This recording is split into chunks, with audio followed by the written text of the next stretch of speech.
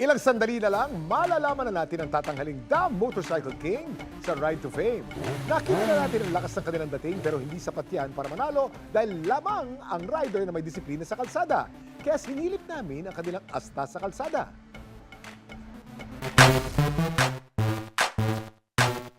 Sa kabilang looks at karisma, walang duda tiyak na mapapalingon ka. Pero bago sila humarurot sa Road to Grand Final sa Ride to Fame, balik kalsada muna sila para subukan ang galing at disiplina sa pag-arangkada.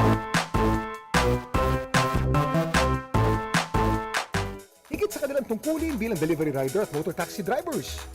Dapat alam mo na importante ang pagsunod sa batas trapiko. Jocomar, Charlie at Hans, are you ready? Babaybayin ang Ride to Fame Grand Finalists ang kabaan ng EDSA paikot ng Quezon City. Extra challenge din sa kanilang malakas na pag-ulan. Ang unang sasabak, ang 20-year-old na pambato ng Navotas City na si Jocomar Santos. Let's go, Jocomar! Hindi rin magpapahuli ang pangalawa nating contestant na mula sa Bulacan, ang 22-year-old na si Charlie Chavez. In 3, 2, 1, go Charlie! At syempre, todo biyahe rin kasama ang 21-year-old na si Hans Nieves mula sa Payatas, Quezon City. You ride mo na! Pero lingid sa kanilang kaalaman. Kasunod nila sa kalsada ang Task Force Special Operations and Anti-Colorum Unit Head ng Metropolitan Manila Development Authority, si Bong Nebriha. Ano naman kaya ang masasabi ng ating guest judge sa kanilang diskarte at disiplina sa kalsada?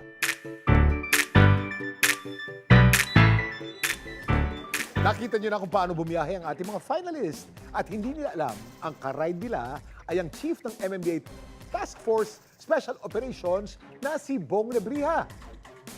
Magandang gabi, Sir Bong. Sir Bong, magandang gabi, sir. Welcome po sa Dapat Alam Mo, sir. Salamat, thank you for having me. Sir, ano po masasabi nyo sa naging ride mo kasama ang ating rider number 1 na si Jocomar?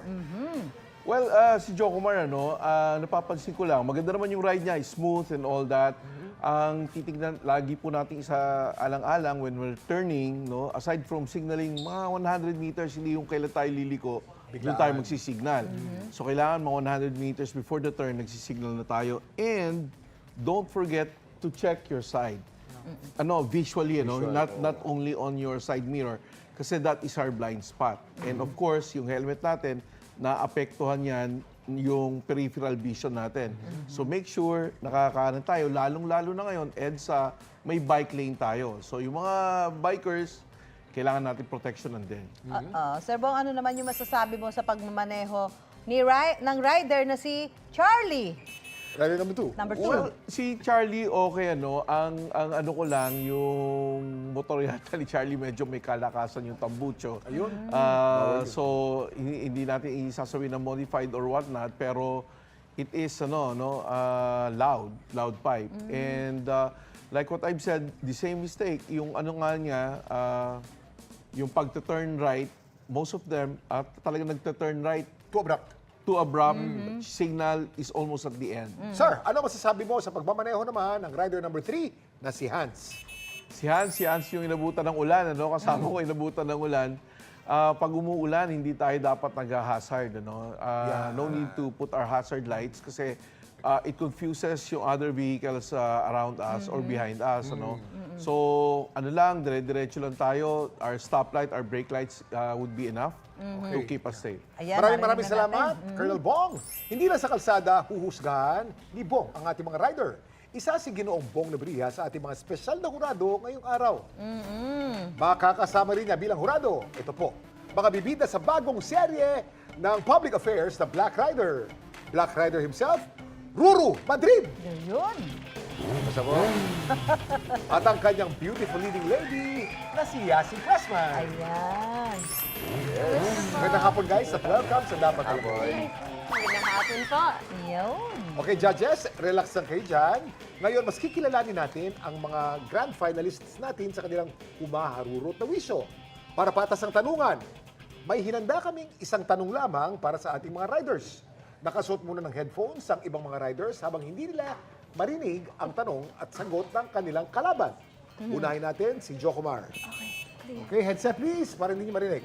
Jocomar, eto ang tanong.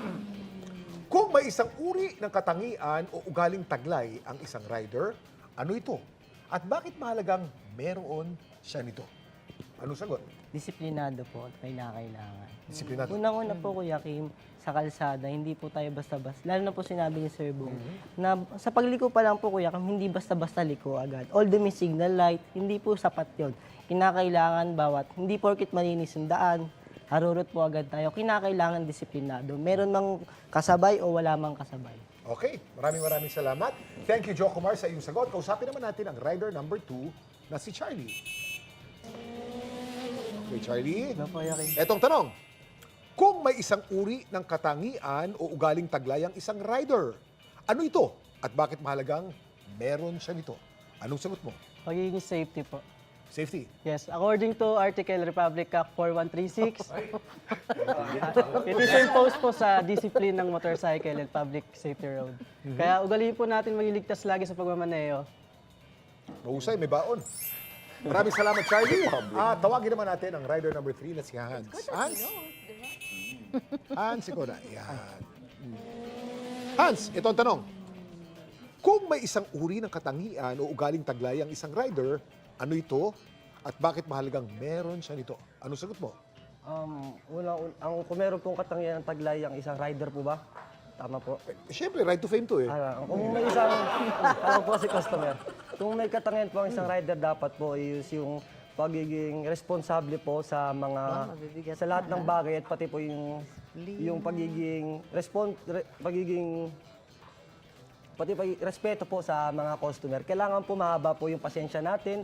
Kailangan po kahit anong sama po ng customer ang iba to sa atin, kailangan suklian po natin ito ng magandang pakikitungo. Kahit po anong gawin po nila sa inyo, wag po natin batuhan ng kung anong salita na masasakit. Yan. Dahil bigyan po natin sila ng bigyan po natin sila ng